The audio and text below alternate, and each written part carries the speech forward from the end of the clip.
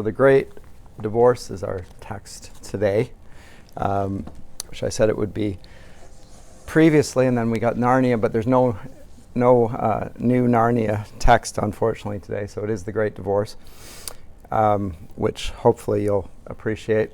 The Great Divorce is a very different text in very many ways, and it does come in the light of many of the other texts we've talked about, though. The one on miracles, when he is working on that, he had just completed the Great Divorce.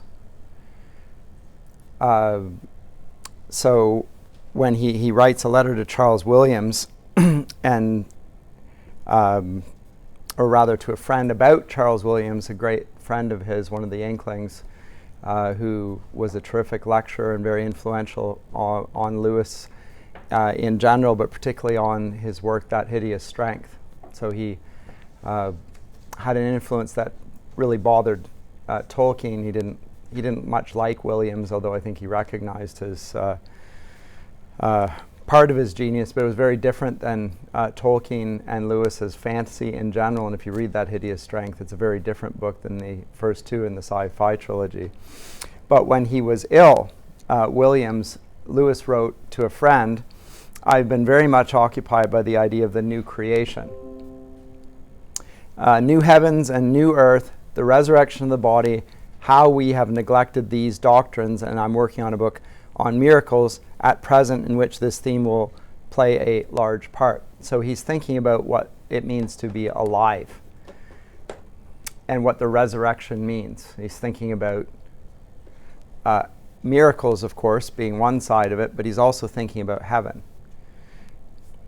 And he had just finished, when he was writing that letter, this book, the book that we're going to discuss today in next class, and its underlying idea that people live forever.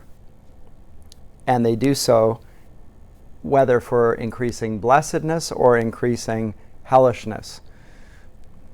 And it's an interesting theme, but it ties in with the idea of the resurrection of the body, that all, irrespective of whether they are believers or unbelievers, will live eternally, and they will go to their great reward, one way or the other. So he wants to reflect upon that, and that's part of what the subtext of his book on miracles. He is talking about how we're not reading that text on the course. I know Dr. Davis does it, and that's partly why I've left it alone. I think he's more than competent, to put it mildly, to deal with that text. But the idea of a miracle is not that it's a contradiction of the laws of nature. It's in some ways in sync with them, and it's just the perfection of the laws of nature.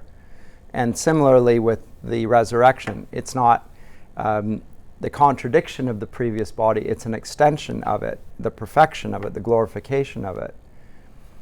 And he, in a series of sermons, and my only regret thus far on the course in terms of the syllabus is that I didn't put the essays early on. I have them at the end of the syllabus.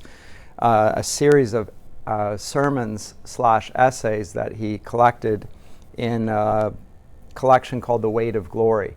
And if you want to read them earlier, before I deal with them on the course, you might find that helpful. I'm going to allude to them today. But in The Weight of Glory, he says that there are no ordinary people.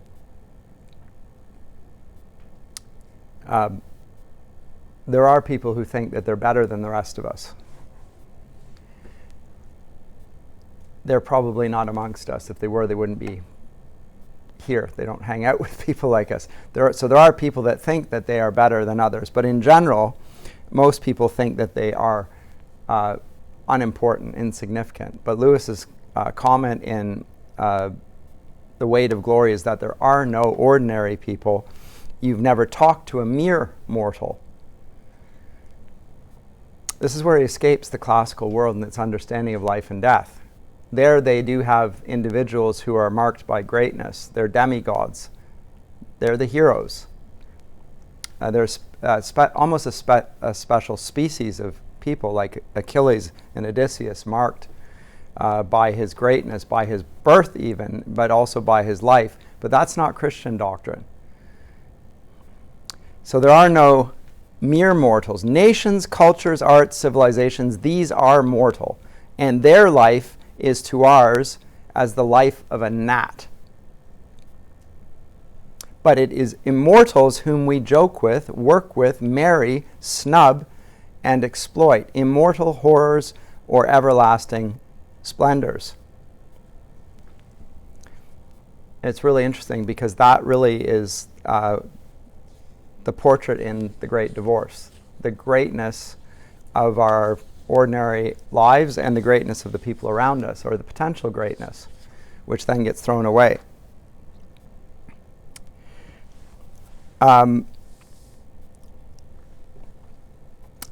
Lewis is presenting that in The Great Divorce in the same way he is presenting it throughout all of his work.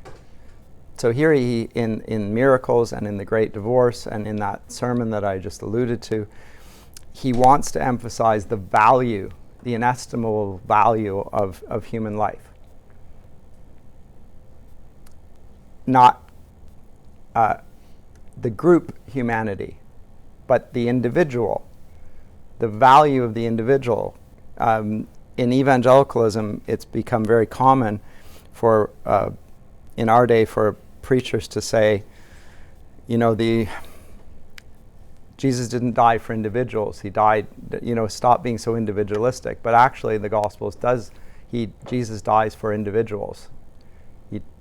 Because you are an individual, you can only respond as an individual.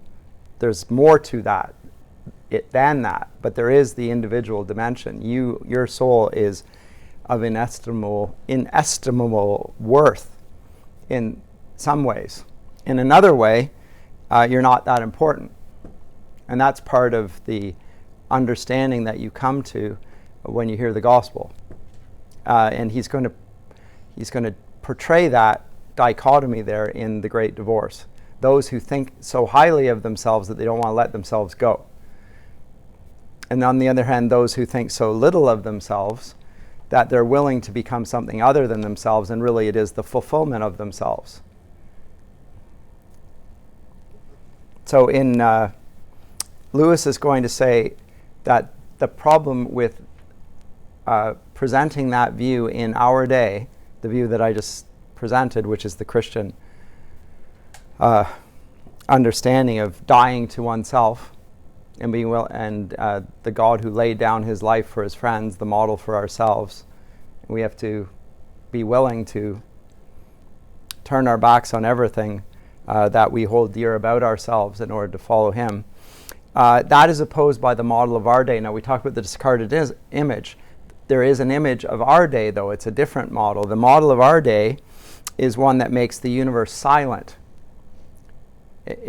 I'm not doing the sci-fi on this course because I do it on another course, but out of the silent planet. Our planet has been rendered silent to the music of the spheres. And it's not that there is no influence, it's that people don't hear it. They don't recognize that they are important to God. They think they're cut off. They think they're isolated. They think they're autonomous. And they become extraordinarily selfish, just like the evil one who deceived Adam and Eve in the garden. Self-absorbed. So he calls it the silent planet. In the language of that work, it's Thulkandra.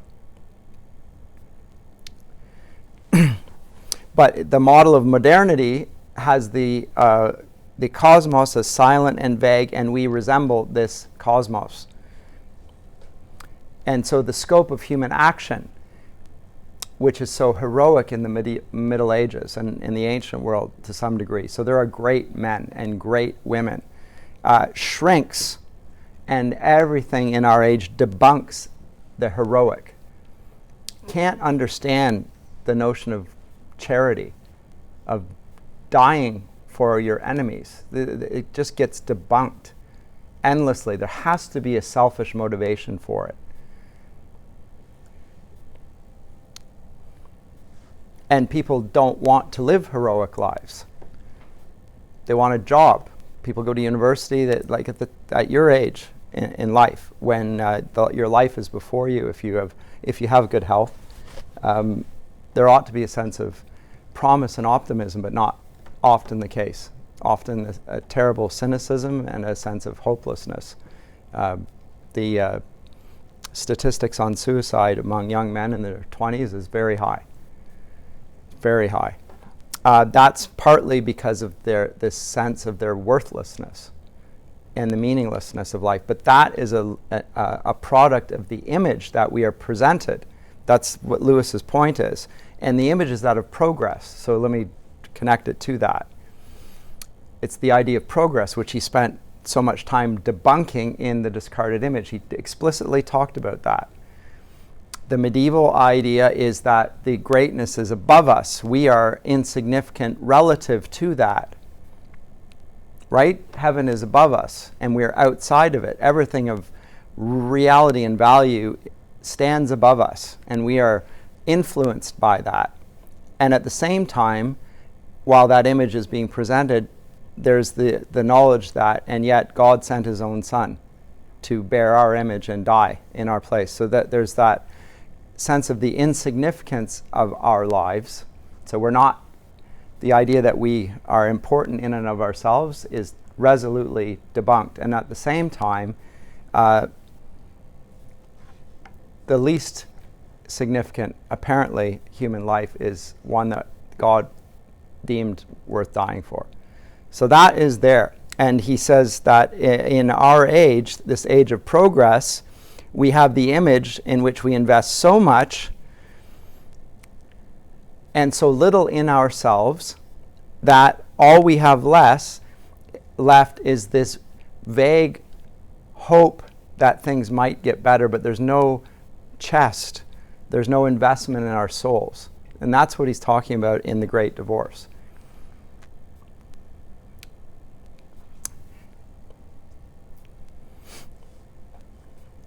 Jesus says, "It profiteth not a man if he gain the whole world but lose his soul." Lewis is talking about the value of the soul here, and people who are selfish and yet don't value their souls. So and those selfish people take a variety of forms. He'll present them in a variety of forms, but it's characteristic of the age. While marked by selfishness, it nonetheless has no value on spiritual things, no value on the soul, and no value on holiness. And Lewis wants to present holiness in the way that is appealing, and he thinks not just appealing, this is not just fictional, he thinks that it's accurate. This is the true image of human nature. But if we don't do this, all we are left with, there's a phrase in English now that reality is stranger than fiction, right? His view is that the constructed humanity of the conditioners is that fiction. It's a fiction, it's an image which has been sold to us as a bill of goods, and there's nothing in it. And yet people believe in it because they've been duped, quite frankly.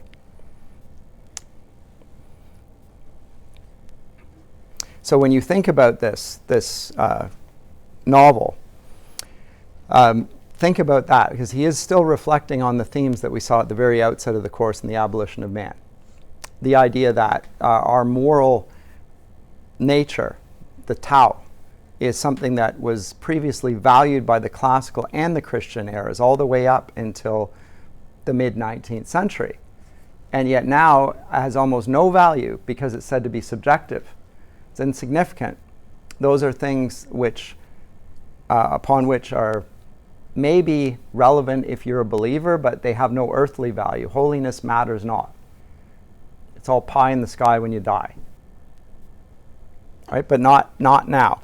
And so when Lewis writes The Great Divorce here, it is a theological dream vision of the sort that I talked about, different types of dream visions. It is a sort of a moral allegory. Remember I talked about there were different types that the Middle Ages understood. Some of them prophetic and so forth. This is more of a moral allegory, that sort of dream vision. And it presents a heaven and hell. The working title for it was Who Goes Home, which apparently happens at the end of Parliament when it's dissolved. they go around saying who goes home. There's a caretaker that goes around the Parliament. The MPs have offices in Parliament, and then they go back to their constituencies, just like here in Canada. Like there's the Parliament in Ottawa, but everybody's MP represents a certain riding, and then when Parliament breaks, then you go back to your constituencies. So somebody goes around now who goes home. So the idea of a Parliament gathering for business, and now you go back to where home is for you. And where is home? Where is your home? Is it going to be in a hellish place or a heavenly place? And in light of the fact that your life is eternal, how are you going to live that life when you're working and living? So that's the general gist of it here. And those who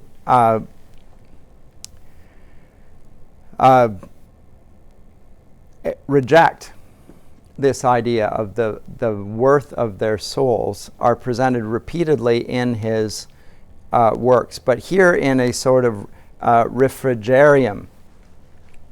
Let me put this down here because it's something that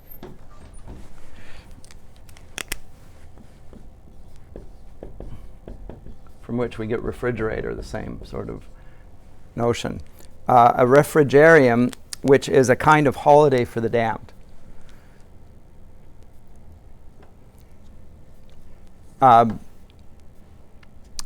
I looked this up because it's not something that part of my tradition. It's more of a Catholic Catholic origin. Let me see if I can find it here. I printed it out, and now do I have it? I probably left it behind. That would not just be like me. Yes, it would. Is it here? It's also not here. Okay.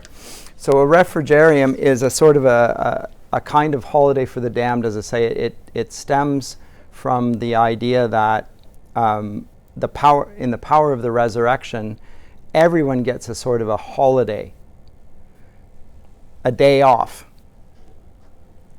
In Lewis's conception, the people, or rather the ghosts that he presents as living in this life, leave a dingy, dark city and take a flying bus to a brighter place. And they have a chance to remain there, to become more real than ghosts. So to become, in a sense, like the denizens of heaven that he presents in the discarded image as the medieval cosmological model, right? So the heavenly city of which we're outside, and down below they fly up to being there, and they're in a place in which their earthly existence is a pale shadow compared to the glory of being there and the joy that comes with that. And they have the choice then. Do they want to stay in heaven, or do they want to go back where they were? Did you have a comment or a question? I think this is in some ways related to the idea of Rob Bell saying that love wins in the end. Like the idea of love wins, that everybody will eventually be redeemed. No. It's related to it in the sense that it's being offered. It's unrelated in the sense that the whole point of the great divorce is that some don't want to be redeemed. They would rather not be, because it would mean giving up something about themselves which is important to themselves, right? So it's connected in the sense that it talks about a choice, but he's being presented, the choice is all, it's a dream vision about something that will happen, and in a sense he's saying we're being faced with that choice right now. Do you want to be yourself and stay yourself, or are you willing to give up yourself in order to gain a new self? And what is the obstacle to giving up your old self in order to become the new self? But he wants to reverse the impression, I think, that heaven and sanctity is a tedious thing, and an undesirable thing. But it's kind of also unrelenting, right? So there's a constant call. Like they don't just say, okay, well, you're going, I'll see you later. There is a constant calling back and a constant opportunity for redemption, right? Yes, and when one is faced with the opportunity and one rejects the opportunity, that rejection has consequences. So it's a real choice. there is a sense of art. So remember last time when we talked about in the Magician's Nephew, and Jill Pole is brought to Narnia and is on the mountain. She meets Aslan, and she's terrified of him. It's a similar situation here. So she's presented with the possibility. Here's water. She's terribly thirsty. She's dying of thirst, she says. And there's water there, but the problem is that the water is by the lion, and she's terrified of the lion because the lion is threatening to her. Well, who's the her that is threatened? It's Jill Pole, the old Jill Pole, of course. It's threatening to her. Is she willing to drink from this water, which is being offered to her? And she doesn't want to do it, so there's a resistance there. No, I don't want to do that. I want to have my way and the water. So I want to be myself, and I want the eternal life. And Aslan is saying, that's not a possibility.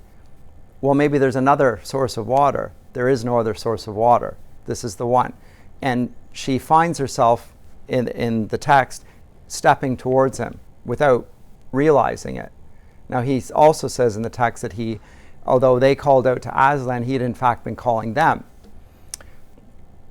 They're oblivious to the fact, but he had been calling out to them, and he said, the only reason you called out to me is because I had been calling to you. So she's being drawn there, but now she faces the choice. Do you want to drink of the water? But if you do drink of the water, then you're going to have to give up the old Jill Pole. You're going to have to risk being swallowed whole. And she asks, have you ever eaten any girls? Oh, I've swallowed girls and boys and emperors and kings and whole nations. I've swallowed them all. So there's no sense that her life is going to be preserved. She faces the choice. Are you going to lay down your own life here? Are you going to die to yourself? And she then drinks of it, and at that point then she's transformed, and he breathes on her and so forth. But that's what's being presented in the Great Divorce here. People are given a choice, but the choice that they make is a real choice. So when they have the choice and they say, no, I'm not going to do that, that choice is valid, but they're not going to be continually given the same choice as if the initial choice was not a real choice. Right? Do you want it or do you not? And if you don't want it, don't think it's being unfair that you're not being offered the same choice. It was entirely fair. It respected your capacity to choose at the time, and you chose not to. That's presented as a great... And when they face that moment, when they are presented with the glory of heaven, and they reject it, it becomes less and less palatable. That's the point. It becomes less palatable, not more. It's not, I hadn't really considered all the options and thought of it. It's as apparent as it's ever going to be at that moment, or you don't know if it's going to be better. You have that moment of a decision. Billy Graham used to say, "I have a decision for Jesus. Are you going to make that decision?" Right? Because there's a sense that it is a real decision. It's not just any old moment in your life. You're being faced with ultimate reality at this point. And so Rob Bell's presentation of this as if heaven was eternally open and everybody's going to be redeemed, that denies human choice altogether. I find it appalling. There's no human agency in it. There's a God that doesn't value sanctity.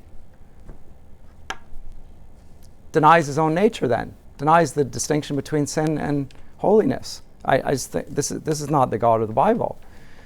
Denies the very thing that he says that he values, namely people's choices. Well, if he valued people's choices, then he would regard his initial denial of Christ as being legit, as having significance. There is always an option, it's called repentance, but you're not being included without repentance. You have to deny yourself, you have to cast aside that sinful person. So I would say that they are similar insofar as they're so totally different, but they're comparative. And love does win, and love doesn't tolerate sin. And let's come to that topic as well, because this is precisely the point that I'm going to get to, is that in the conception here, note also that there's no compulsion in this. Jill Pole is given a choice, and she has to do it with the knowledge that there's no guarantee that she's going to survive the encounter. In fact, she thinks she may die. Oh dear. Likewise with Diggory, when he's got the apple, the first apple which can save his mother, he's given the choice, and the witch in fact tries to entice him to go solve the problem for yourself, and he doesn't. He obeys and places himself in the trust of Aslan. And then Aslan gives him another apple, but he didn't even know about the other apple. He said, if you'd gone your own way and insisted on your own path, it would have been worse for you. There are worse things than death.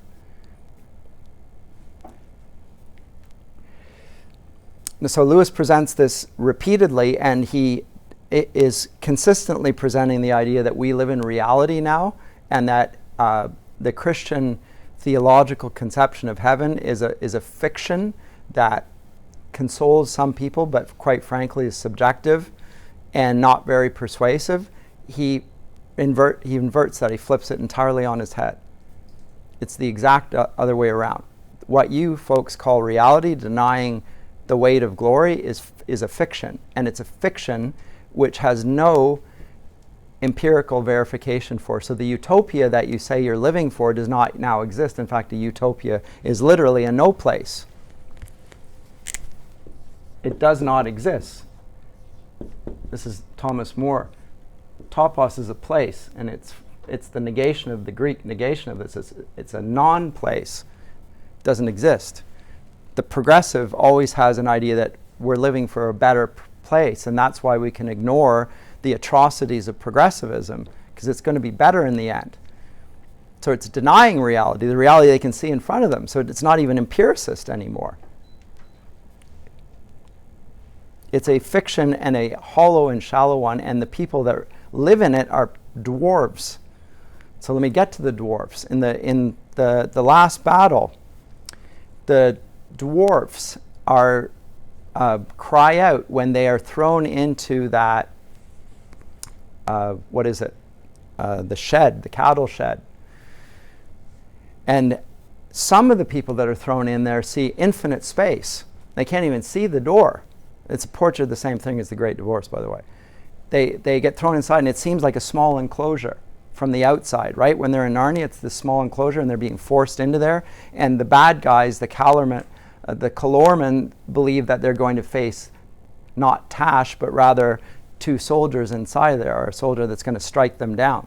And then they get thrust in there, and they find suddenly that inside that place, that enclosure, is a world that's far more vast than the world outside of it.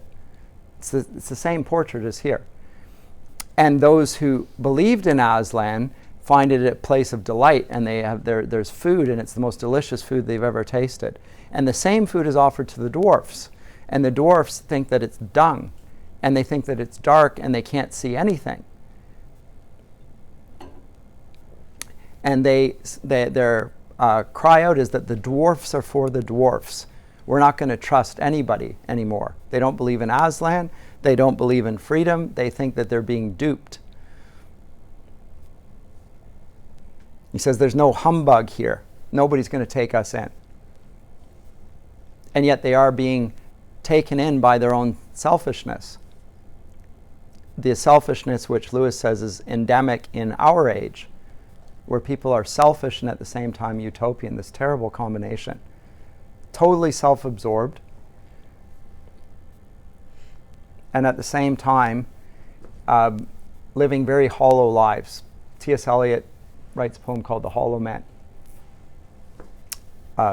C.S. Lewis writes of men without chests. We looked at what that chest was. It was the thumos, the spirited element.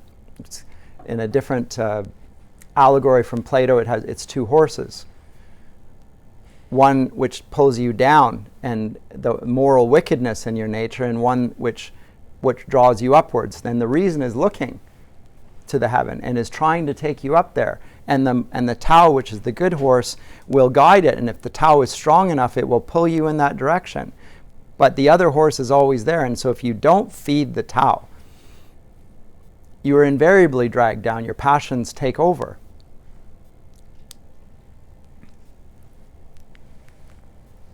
And then Aslan, again in the last battle, says this: they will not let us help them. This is the thing. The children keep crying out to the dwarfs, come on, eat this. Oh, you silly dwarf. He says, they will not let us help them. They have chosen cunning instead of belief. Their prison is only in their own minds. Yet they are in that prison, and so afraid of being taken in that they cannot be taken out. Now, isn't that a wonderful way of putting it? They're so afraid of being taken in that they can't be taken out. So cynical about all things that actually might be too wonderful to be true, and yet are so true and so wonderful. That is exactly how Aslan presents it in the last battle. That's the same thing that's here in the Great Divorce. A place that is so wonderful that they ought to be living for it right now.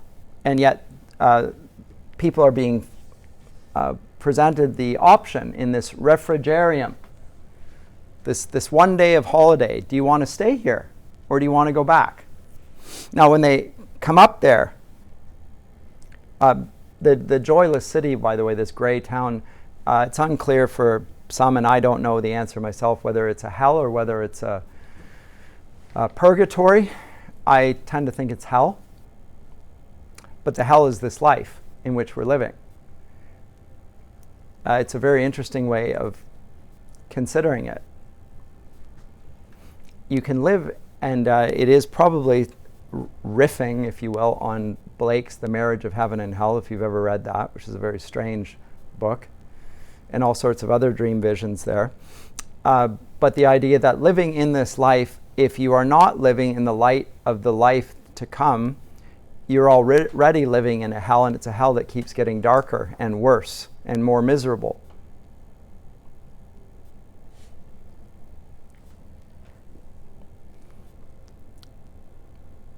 And the view of progress is, that's, Lewis thinks that is. It's darker and ever less satisfying and ever more miserable. In another book, and I think it is in The Weight of Glory, the reason why we long for another world is because we were not made for this one.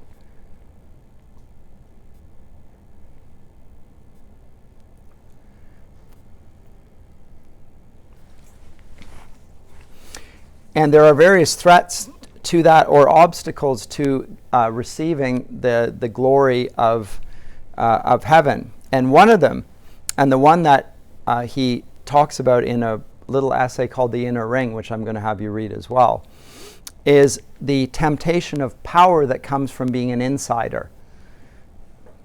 Lewis observes that there's a temptation in every society, everywhere, to be in the in crowd. The cool kids table. It exists in evangelicalism by the way as well. So the big conference speakers, those are the cool guys, the real super Christians. Right? You pay a lot of money to go hear them. Lay down $100, whatever. And then they'll tell you how you need to not care about earthly wealth, having paid them $100 to go listen to them for an hour. You go to hear a sermon every Sunday. Now you're going to go hear another similar sort of person, but you're going to pay $100 to hear them tell you that money doesn't matter. Anyway, but being part of the inner ring is the temptation of Gnosticism. And the temptation of Gnosticism is a sort of a secret knowledge, and the secret knowledge belongs to an elite, and the elite in Lewis's fiction are often the scientists. They do things in secrecy. Their work is not understood by others, but they know it. There's a secret sort of knowledge that allows them to ignore the rules of human life that bind everybody else. Remember, Uncle Andrew was a symbol of this. Remember when Diggory was outraged with him that he wouldn't go save the girl that he so viciously, wickedly sent? He said, "Why don't you go, Uncle Andrew?" "Oh, no, I won't do that." But he's going to send him. "I want you to do it." that is an illustration of exactly what Lewis said about the conditioners. They do things to you which they would never do to themselves, and they want to see what's going to happen. They're doing experiments on human nature. Remember, the school in the Silver Battle was called Experiment House. But the inner ring offers power, the kind of power that comes through knowledge. And it's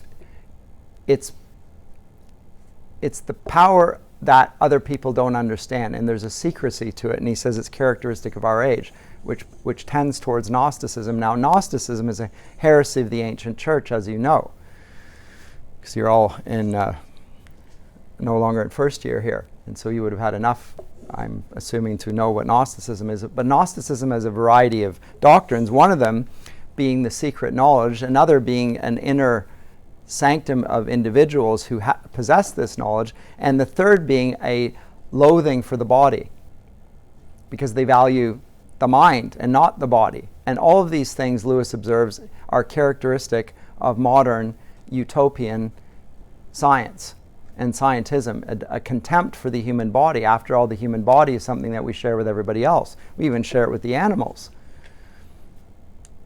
Right? They have bodies. The modern Gnostic despises the body, experiments on the body, presents doctrines at odds with the body, like the doctrine of gender, which is just Gnostic doctrine, in my view. It's demonic. No empirical evidence for the idea of a gender identity at all. It's a fictional postulate, and yet the world is being driven in terms of its laws and politics to acknowledge gender identity. Why is that?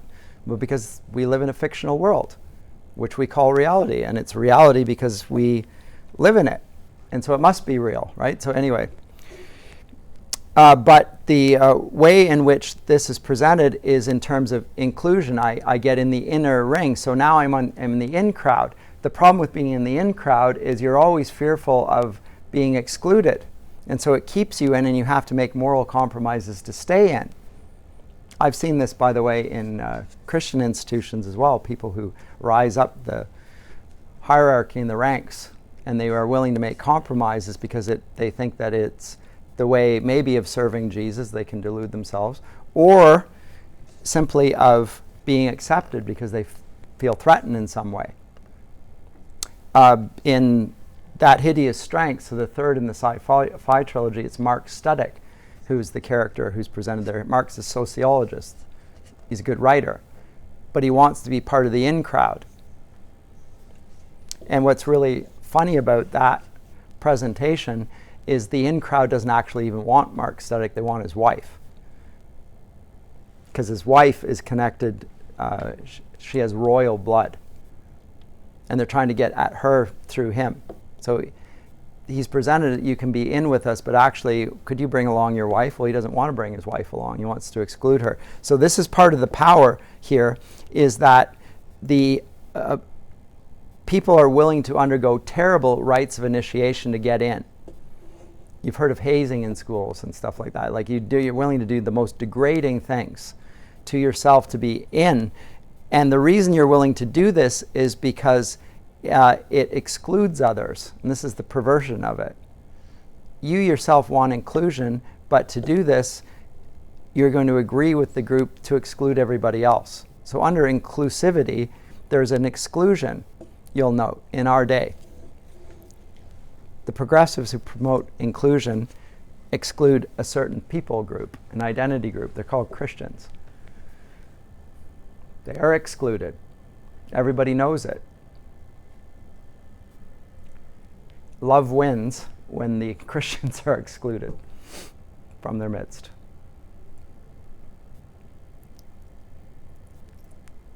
But when you grasp that point, you see the whole hinge upon which the Great Divorce is presented. There isn't an inner ring, actually. It's the exact opposite. You get to be in by not valuing yourself so highly that you're willing to morally compromise in order to be in. You have to, on the contrary, do the exact opposite. You have to be willing to be excluded. You have to lay down your life.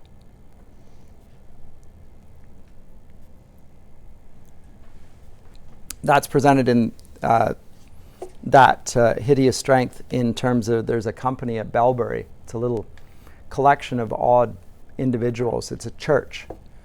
And they exist as members. So this is another essay by Lewis. It's that of membership. So the 3 great essays, and I'm going to have you read. The Weight of Glory, The Inner Ring, and Membership. If you want to read them all now, you probably find them helpful. Because he's meditating on exactly these sorts of things. So what's the difference? What's the issue of membership? Membership is a word that's used all the time in our day. You can join and be a member, you pay a fee and so forth. That's a debased view of membership. Membership is being part of a body, or it's a member. It's the metaphor that Paul uses of the church, right? You're members of a body. One's a head, one's a foot, one's a hand, etc. So it's organic parts of a whole, and the whole is necessary for you to find your identity. And in that, the role of the members is not one of equality. So in this, he's going to attack the doctrine of equality, which is part of the progressive agenda. Because remember, the reason that equality is useful is because it has a leveling effect. It makes everything the same.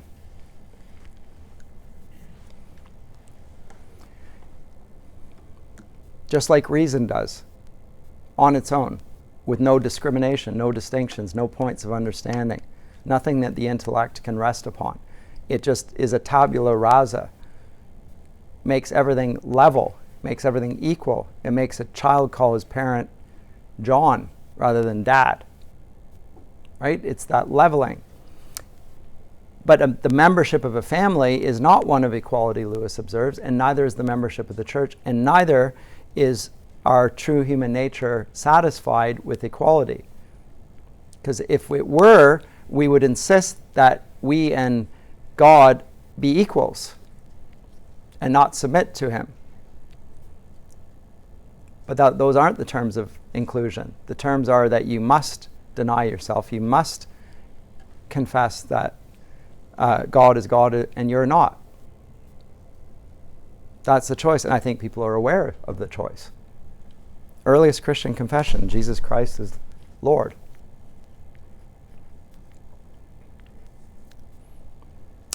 In the Great Divorce, the refusal, there are 2 types of community. So there's the one in which it's rooted in equality, and that allows for diversity, so-called. But the diversity is like Baskin Robbins. It's all different flavors of ice cream, but they're all ice cream. There's no genuine distinction between the people anymore. Everyone's ice cream.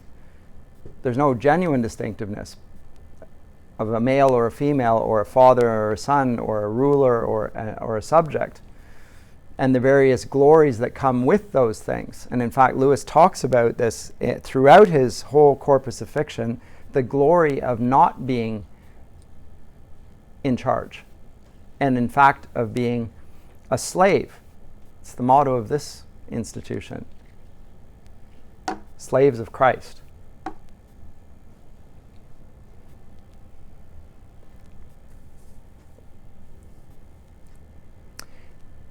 Inner rings shun people who aren't one of us, whereas in a body of a church where there are members, there is a hierarchy there, just like there is in the family. In the family, it's a natural hierarchy. In the church, it's a spiritual hierarchy. And there's glory in accepting that you are not running the show.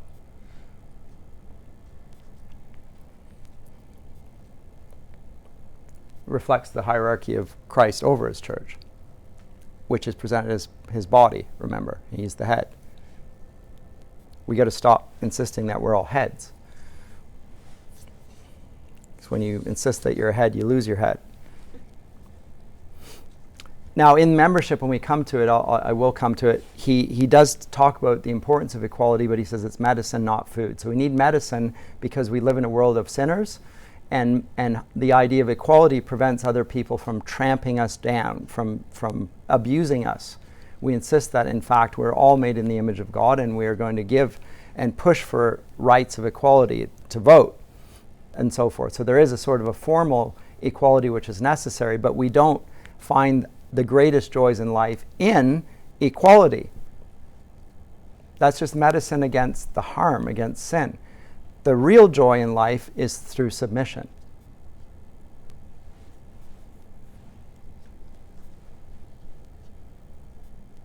When you're a small child and you recognize that mom and dad have things in hand, and you can go ahead and be a kid, right? You don't have to fend for yourself. That's good, because I'm not up to it. Or in erotic relationships, it's not equality there. Lewis talks about this in his work. I'm not going to talk about that here. But in this, the one principle of hell is I am my own. The one principle, he gets this from George MacDonald, who ends up being his guide here, much as Virgil was Dante's guide in the Divine Comedy. George MacDonald is Lewis's guide, and he says the one principle of hell is that I am my own. Whereas in the Heidelberg Catechism, the very first thesis is, what is your comfort in life? It says that I am not my own, but belong body and soul to my... There you go, the Dutch all come out. All the Dutch appear at this point. But that I am not my own. So there's a glory in being not in charge of your own life. You've been bought, body and soul. A price has been paid. And so that's the choice in the great divorce. I'm sorry for having taken so much time here, but when we die to ourselves, we have true life, which is life in Christ, in which we are no longer our own. Right? We're subjects of a king. We are slaves to a master. We are brides to a heavenly bridegroom, that sort of thing. None of these are relationships of equality, or let alone autonomy. Whereas in the egalitarian, progressive image, everything must be equal, and everything ends up being shallow and small and pathetic. And so in the last battle, rather, the figures that are like this end up being the dwarves. Now, earlier on, the dwarves are strong figures. By the time they come to the last battle, they become an image which Lewis uses regularly of the period. Our fellow human beings are dwarves, as in they're stunted, short, pathetic people, or they're ghosts. They're shadowy. They think that they're substantial when in fact there's nothing there. Now here he probably, and I've never seen any evidence for this in terms of anything that I've read, but it seemed to me when I first read it, he's playing on the idea in the Hebrew scriptures that human life is a vanity. It's like a puff of wind. It's havel, right? Like,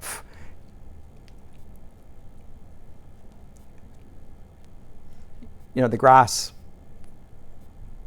is cut down, the flowers fade, and they're blown away. They're like, vanity, oh vanity, says the preacher, right? That's what life is. It blows away. Whereas God is the exact opposite. He's chavot, he's heavy. There's a solidity, a reality, an ultimacy.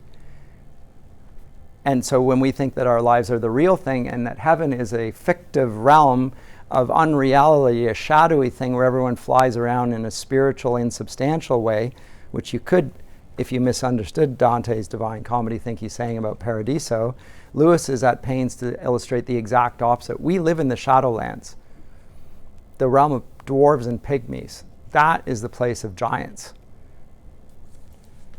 where everything is really real. Everything that we loved about the old Narnia is because it reminded us of this place, the true Narnia, right? And now he's portraying it in a different form. But it is most certainly a moral allegory which was responding both to the book of miracles, which he was about to write, and the essays or sermons that he'd already written, and he's tying it into the last battle, among other things.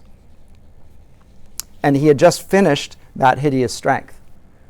So if you've read That Hideous Strength, he'd just finished That Hideous Strength when he was thinking about writing miracles.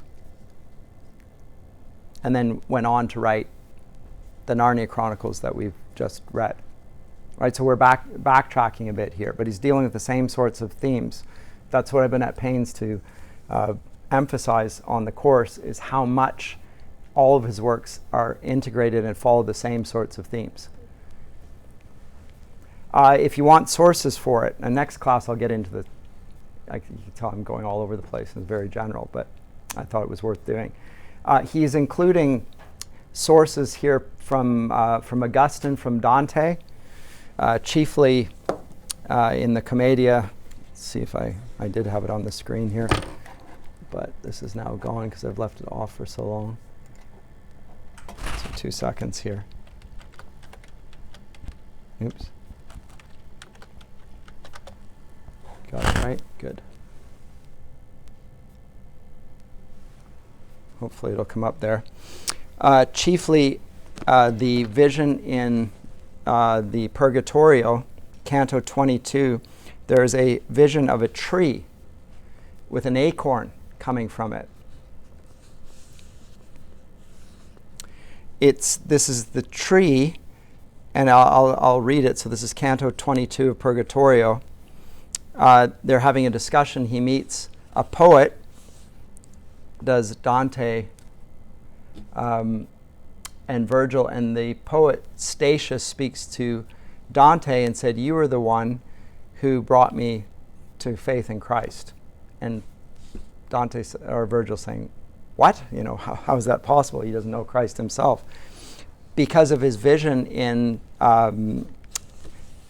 the fourth eclogue, where you talked about, and here's the quote, "The ages are renewed, justice and man's first time on earth return, from heaven a new progeny descends. Through you I was a poet, and through you a Christian," says Statius. And then they go on and they talk about the realm of limbo, where the other poets reside, the other non-Christian poets reside. But then they move towards this vision of a tree. Oh, I got the password wrong, of course. That's not why it's up, so 2 seconds here. Try it once more, and if it doesn't work, I will give up. But it does not fail.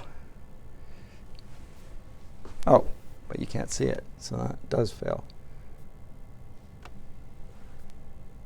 Oh, come on. I'll turn it off, and then I'll turn it on. I'll try it in a second then. And the acorn, the trees from the acorn, so the tree that blocked our path, its fruits were fine, their scent was sweet, and even as a fir tree tapers upwards from branch to branch, that tree there tapered downward. And so I think to ward off any climber. Upon our left, where wall enclosed our path, bright running water fell from the high rock and spread itself upon the leaves above. When the two poets had approached the tree, a voice emerging from within the leaves cried out, "This food shall be denied to you." Then it cried, Mary's care was for the marriage feasts being seemly and complete, not for her mouth, which now would intercede for you. And when they drank of old, the Roman women were satisfied with water, and young Daniel, through his disdain of food, acquired wisdom. The first age was as fair as gold, when hungry men found the taste of acorns good. When thirsty, they found that every little stream was nectar. When he was in the wilderness, the Baptist was fed on nothing more than honey, locusts. For this he was made great, as glorious as in the gospel is made plain to you. That vision of the tree is there right in the midst of this book.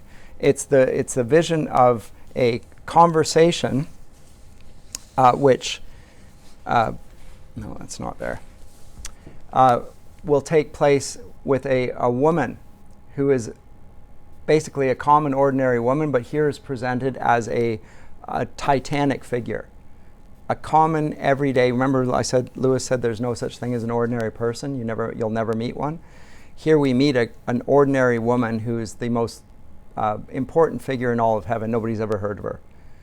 But it's in connection with this great tree. And the tree there is a tree which he's taken directly out of Dante. He gets sources from Milton. He gets some from John Bunyan. So Pilgrim's Progress, from a little bit from Swedenborg, even Lewis Carroll. But most certainly George MacDonald, who is his guide here and serves, as I say, much as Dante does or Virgil does to Dante, so George MacDonald to C.S. Lewis. Let me give a little potted summary of the plot, and then I'll open up for questions, discussion, because I threw a lot at you and I connected it with things we said before and it might be worth doing. Actually, why don't I do that right now? Do you have any yes? Yeah, I was going to ask, so he uses George MacDonald just like, you said, just like Dante uses Virgil.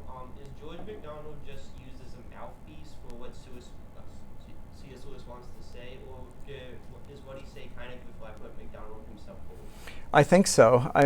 So it's the latter. I think it is closer to what MacDonald believed, or at any rate how Lewis understood MacDonald. So he read MacDonald as a child, his work Phantastes and so forth, and was first given a vision of a joy and a heavenly splendor in life that he himself experienced when looking out into the natural world.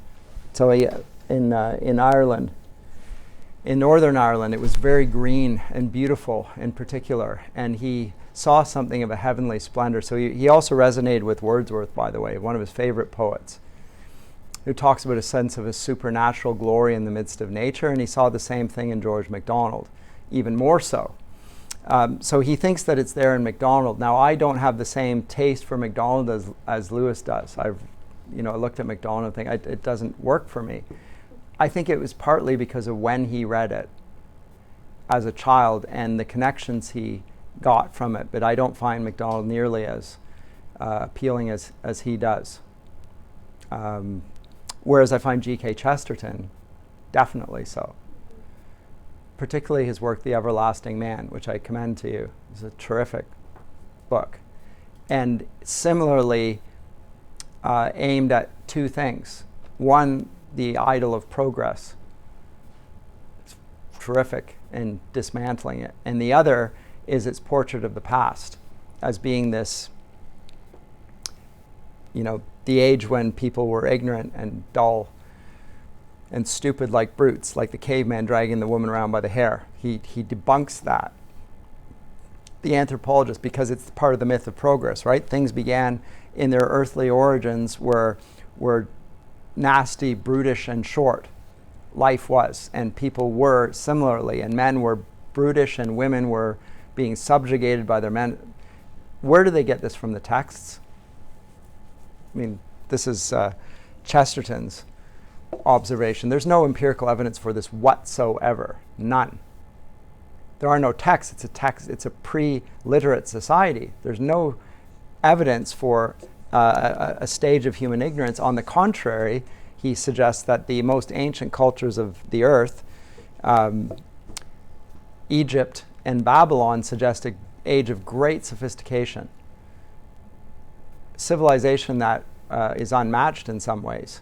And he does talk about China, but he says we can't trust what the Chinese say. Interestingly, because the Chinese are, their view of the past is being edited by the emperor. Always.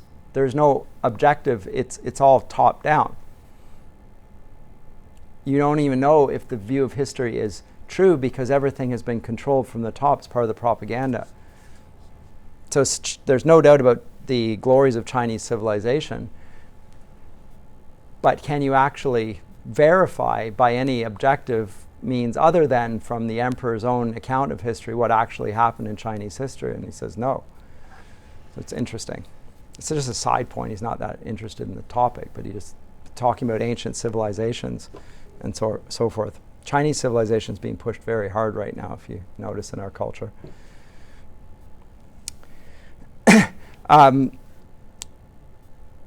So did that answer the question at all? Yeah? Okay. Other comments or questions, observations based on the previous text and this one? I'm trying to talk about a consistency of theme here, and I do think it is consistent. The problem with the image of our day, that of progress. What sort of men believe in this notion of progress? What's their character? What's the effect of their way of living? They have no chest, we've already seen that. So they're shadowy figures. They're also like dwarves. They're totally dependent upon themselves. The dwarves are for the dwarfs. They won't believe in the fiction of what they call a fiction that contradicts this view. Lewis flips it on its head and says, your life is fictional. In fact, you create your own life. That's what the conditioners actually do. And the social sciences, they start constructing human nature. They experiment on it, just like Frankenstein. They say that it's for the purposes of progress, but they never define the progress. And the only mark of progress is it's progressing away from humanity, which Lewis calls regress, not progress. Because if we want to evaluate it, then we're going to evaluate it in terms of its good or its evil. But the progressives deny there are such categories. But we're not so stupid as to believe in their absurd premises. Of course you can evaluate it. And the evaluation is a very negative one. So those seem to me significant. And so when he pulls in the discarded image of the medieval period, it's simply there to illustrate the vanity and the hollowness and the shadowy nature of what the world in which we call reality, because he wants to exalt the kingdom of God and its way of living, which comes from being a servant or a slave. And there are various threats. One of them is being part of the inner ring. One of them is in the doctrine of equality, which he thinks is limited in its usefulness. It's medicine, it's not food. But all true joy in life comes from being subordinate to somebody else. Think of what a privilege it is to be a student. Or you can sit there and you get to learn. When you get in the position of being a teacher, which some of you will be before long, you find that you don't have time to read all the things you used to have. You don't have it. You have too many chores. At the same time, in a university, you're being encouraged to stand on your own 2 feet, right? Give me your opinions. You're developing because you're about to take the position yourself of now being instructing somebody else. And this is a high position of responsibility, and you'll be accountable for it, right? But make no mistake, being an authority means being accountable and being limited in your life in some ways. You can't just do what you want. So, those seem to be consistent themes here. And the idea of the world in which we live, to use a different, of the Harry Potter, the world of the Muggles, is a shadowy, pathetic world of conformism.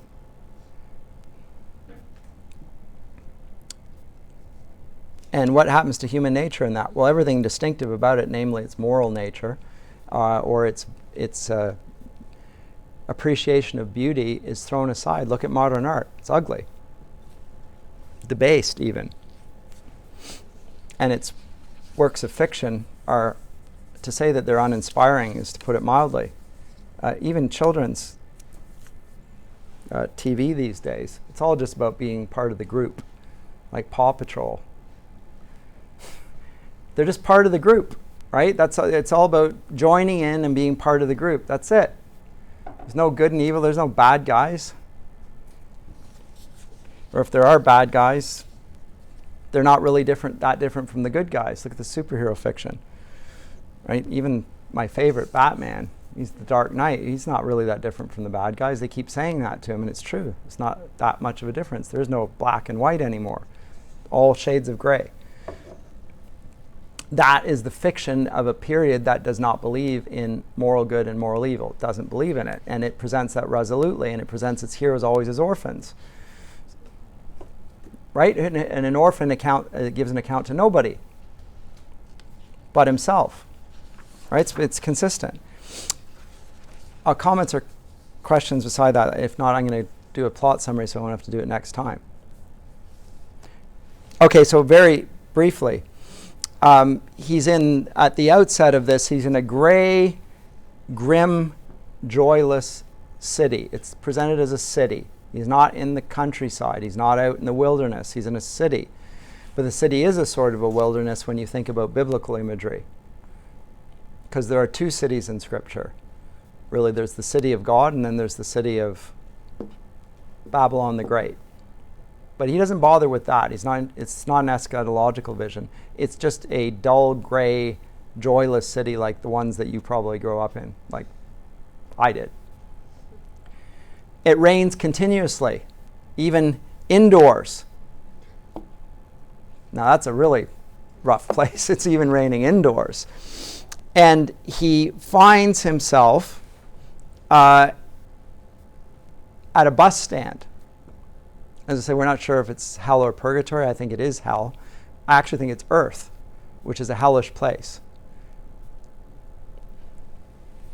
He finds a bus stop for those who want to go for a little excursion somewhere. And we're not sure where it's going. He doesn't even know himself.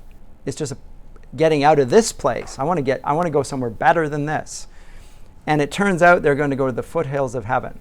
He doesn't know that. And many people come on the bus early on, and then they decide they don't even want to be on the bus. They don't even want to experience something that might be better. So they exclude themselves for a variety of reasons. So he waits in line for the bus, and he ends up getting bumped up in the queue because other people are arguing, and then they run off and so forth. When he finally arrives, the bus driver is an angel, and the angel shields his face from the passengers so they don't know who he is. And once it does, then off it goes, up into the sky.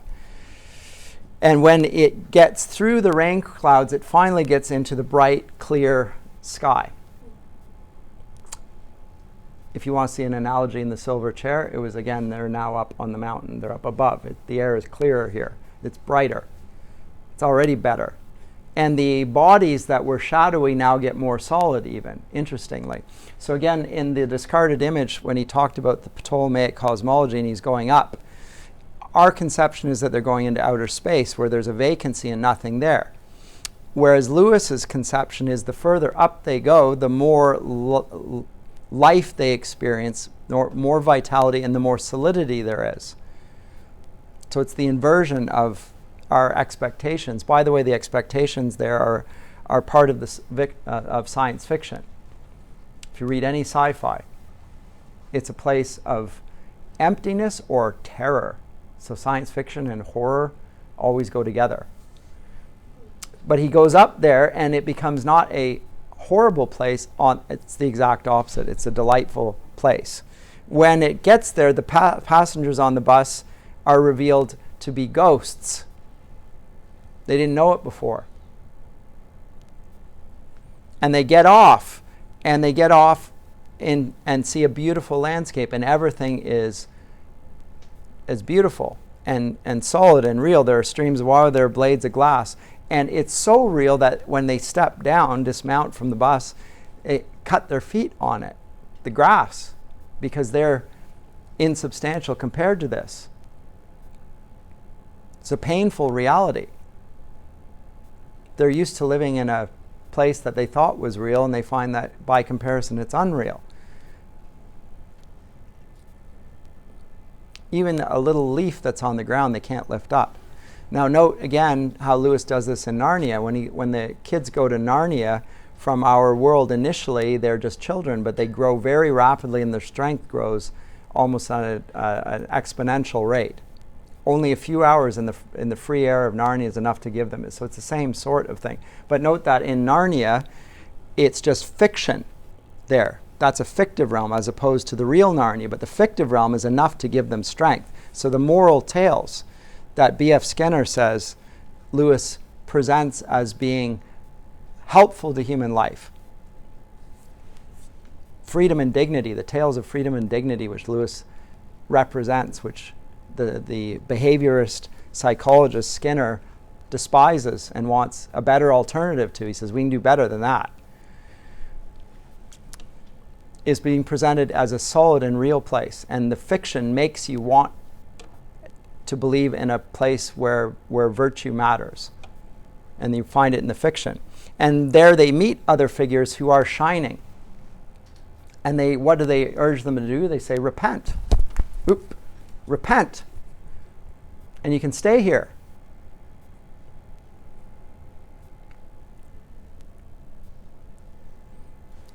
And then you can go onwards. We're in the foothills of heaven. You can go into the real place. You can stay here if you want.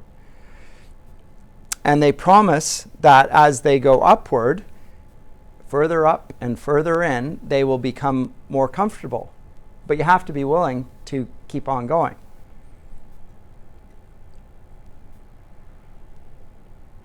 So again, it's like that with Joe Pole and Aslan there.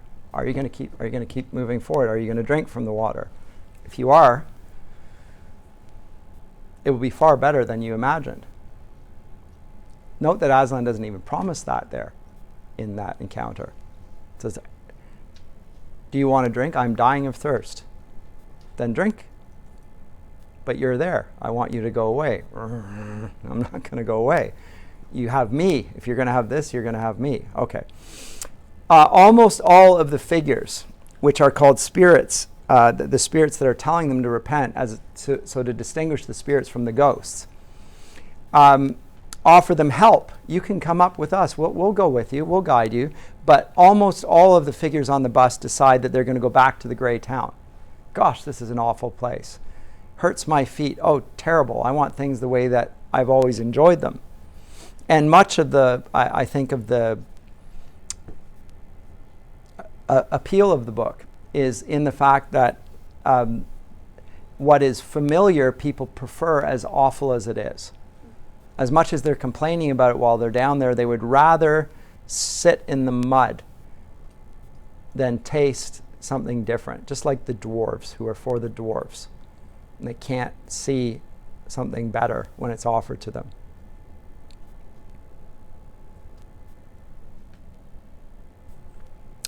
There are various figures, and they make various reasonings for their rejection. But here we're going to meet figures, and I'll talk about them next time because we should go through them individually. But there's an artist, and then there's a cynic, and then there's a bully, there's a nagging wife, etc. All of these people are being, I think, the equivalent probably of Dante's Inferno. They're there for a sin that they love. They love that particular sin. They also are plagued by it. This is an interesting thing. Dante presents in the Inferno, he presents the punishment for sin corresponding to the sin that was committed. He calls it contrapasso. You suffer the sin that you committed in life. Lewis inverts a little bit. It says you love the sin which you suffer from. As much as you complain about it, you actually love being miserable. You love being a bully.